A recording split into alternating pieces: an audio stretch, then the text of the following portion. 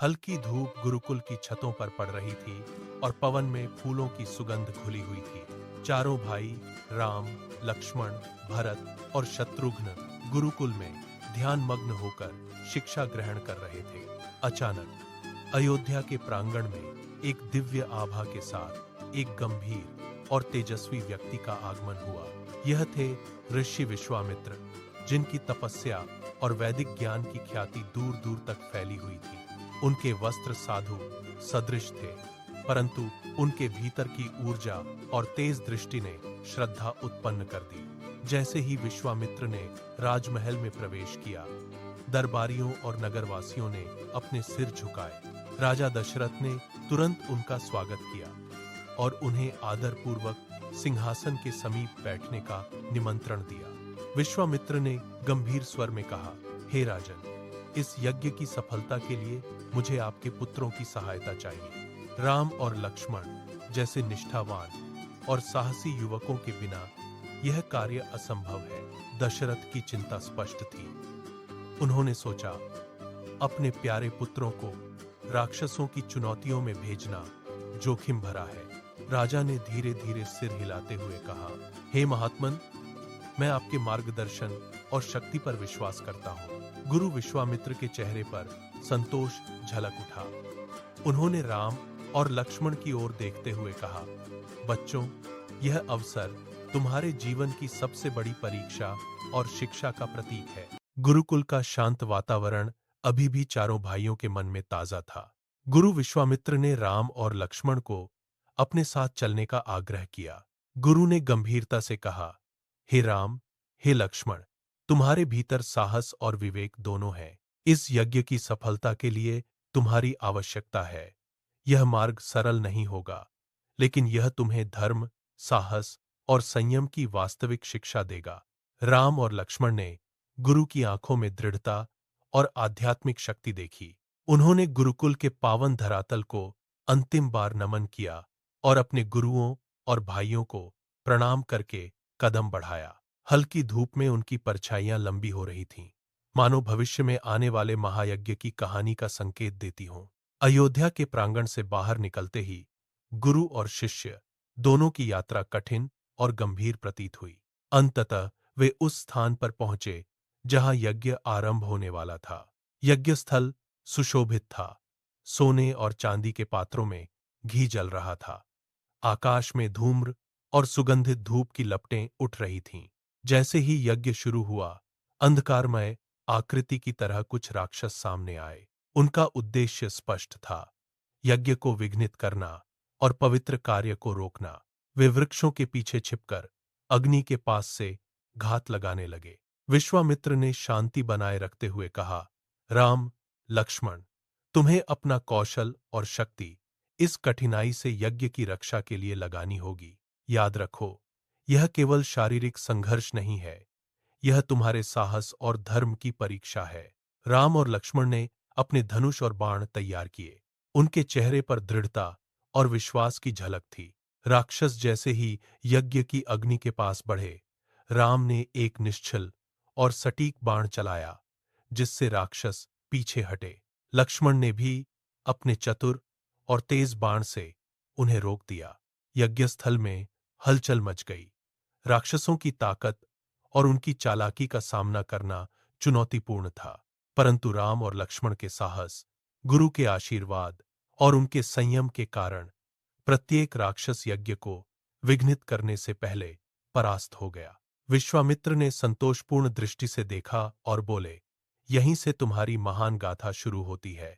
तुम्हारा साहस, संयम और भक्ति केवल यज्ञ को सुरक्षित नहीं करेगा, बल्कि तुम्हारे जीवन को धर्म और निष्ठा के मार्ग पर ले जाएगा। यज्ञ स्थल पर राक्षसों को परास्त करते हुए गुरु विश्वामित्र ने राम और लक्ष्मण का साहस देखा। उन्होंने समझा कि इन युवकों की शक्ति ही यज्ञ को पूर्णता की ओर ले जाएगी। विश्वामित्र ने राम, लक्ष्मण से गंभीर स्वर में कहा, हे राम, हे लक्ष्मण, तुम्हारा साहस अद्भुत है। यदि तुम मेरे साथ आओगे तो यह यज्ञ सफल होगा और तुम धर्म की सर्वोच्च शिक्षा प्राप्त करोगे। यह मार्ग आसान नहीं है, परंतु तुम्हारे साहस और गुरु के आशीर्वाद से यह संभव होगा। राम ने गुरु की आंखों में दृढ़ता देखी और शांति से उत्तर दिया, हे महात्मन, हम आपके आदेश का पालन करेंगे। हमें विश्वास है कि आपकी शिक्षा और आशीर्वाद से हम धर्म और सत्य का मार्ग कभी नहीं छोड़ेंगे। लक्ष्मण ने भी सिर झुकाकर कहा, गुरुजी, हम आपके साथ चलने के लिए तत्पर हैं। विश्वामित्र ने उनके सिर पर हाथ रखकर कहा, यही तुम्हारे जीवन की सबसे बड़ी परीक्षा और शिक्षा होगी। अयोध्या के प्रांगण में हल्की धूप थी और पवन में धूप और फूलों की सुगंध घुली हुई थी। गुरु और शिष्यों का यह साहसिक मिलन नए अध्याय की शुरुआत का प्रतीक था। इस प्रकार राम और लक्ष्मण ने गुरुकुल को अलविदा कहा और विश्वामित्र के साथ यज्ञ स्थल की ओर बढ़े। जब राम और लक्ष्मण ने गुरु विश्वामित्र के साथ यज्ञ स्थल की ओर कदम बढ़ाए, तो अयोध्या का राजमहल गंभीर चिंता और भावनाओं से भरा हुआ था।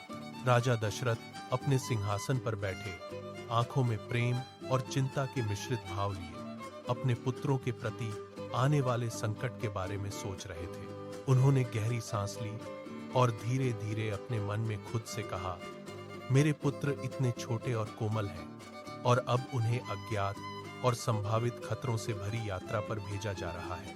क्या मैं उन्हें अपने प्रेम से अलग कर सकता हूँ?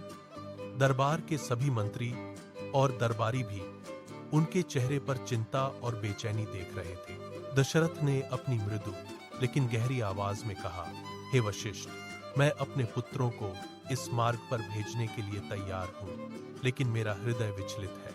राक्षसों और कठिनाइयों से भरी इस यात्रा में उनका क्या होगा? क्या वे सुरक्षित रह पाएंगे?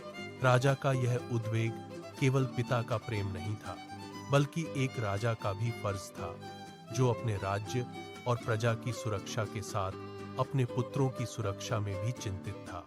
वहीं वशिष्ठ, गुरु और मार्गदर्शक दशरथ की आंखों में छलकती चिंता को समझते हुए उनके पास आए। उन्होंने हाथ जोड़कर नम्रता से कहा, राजन, आपकी चिंता स्वाभाविक और मानवीय है, परंतु यह देखिए कि राम और लक्ष्मण में जो साहस, विवेक और धर्म का पालन करने की क्षमता है, वह उन्हें इस मार्ग पर सुरक्षित बनाएगी। विश्वामित्र का आशीर्वाद और उनका अनुभव उन्हें हर संकट से पार ले जाएगा। दशरथ ने वशिष्ठ की दृष्टि में विश्वास और अनुभव देखा। धीरे धीरे उनके चेहरे पर चिंता का भाव थोड़ा शांत हुआ। राजमहल की दीवारों में सन्नाटा छा गया।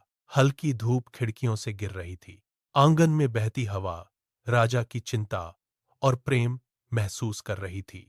दशरथ ने अपने पुत्रों की बचपन की हंसी, खेल और मासूमियत याद की। उन्होंने उन्हें अपने हृदय से आशीर्वाद भेजा। राजा दशरथ की आंखों में चिंता की लहरें स्पष्ट थीं, पर विश्वास भी था। विश्वास उस गुरु में जो कठिन परीक्षा में भी मार्गदर्शन दे सकता है।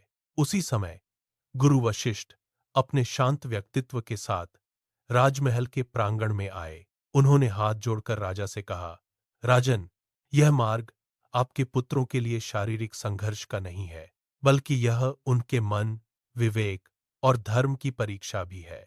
यदि आप उन्हें बिना गुरु विश्वामित्र के भेजेंगे तो चिंता स्वाभाविक है, परंतु विश्वामित्र के साथ राम और लक्ष्मण इस कठिन मार्ग से सुरक्षित निकलेंगे। वे जीवन के महान मूल्यों को सीखेंगे। दशरथ ने धीरे धीरे सिर हिलाते हुए वशिष्ठ की बातें सुनी। गुरु ने आगे कहा, हे राजन, माता पिता का प्रेम हमेशा बच्चों के साथ है। आपकी चिंता उन्हें और मजबूत बनाएगी, परंतु आशीर्वाद और विश्वास ही उन्हें सही दिशा देगा। आप उन्हें यज्ञ स्थल की ओर भेजिए और अपने हृदय से उनका मार्गदर्शन करिए। मैं और गुरु विश्वामित्र दोनों उनकी सुरक्षा और शिक्षा के लिए हमेशा उपस्थित रहेंगे।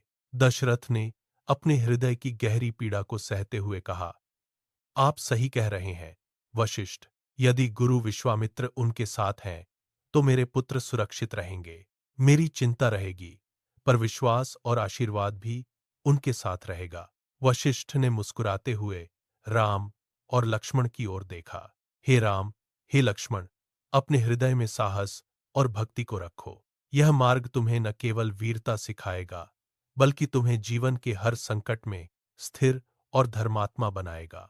इस प्रकार वशिष्ठ का समर्थन और आशीर्वाद राजा दशरथ की चिंता के बीच एक मजबूत स्तंभ बन गया। उनके शब्दों ने न केवल दशरथ के मन को शांति दी, बल्कि राम और लक्ष्मण के भीतर भी साहस और निष्ठा की अग्नि को प्रज्वलित किया। अयोध्या के प्रांगण में हल्की धूप में बहती हवा, मंदिरों की घंटियों की ध्वनि थी। दूर तक फैलती सुरभित वायुमंडलीय धारा ने यह संदेश दिया, यह यात्रा केवल एक यज्ञ का नहीं, बल्कि चारों भाइयों के जीवन की सबसे बड़ी शिक्षा की शुरुआत है।